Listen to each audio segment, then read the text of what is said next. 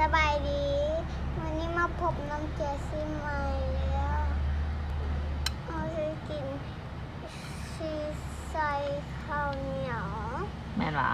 อาหารจะเป็นมักที่สุดจะมักสุดๆเลยว่ะอ๋อลองมึงดูเฮ็ดจังไดนี่เปล่าทะเลเอาไปปิ้งก่อนบ่ปิ้งข้าวก่อนเนาะ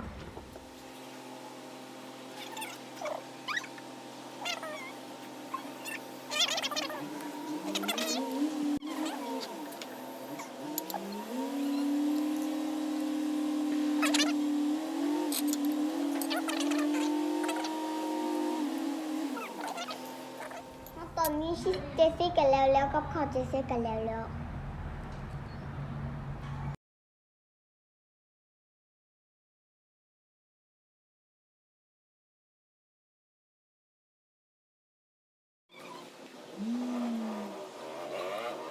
ให้มูเซฟจำได้เอาไปลองฮิตเดอร์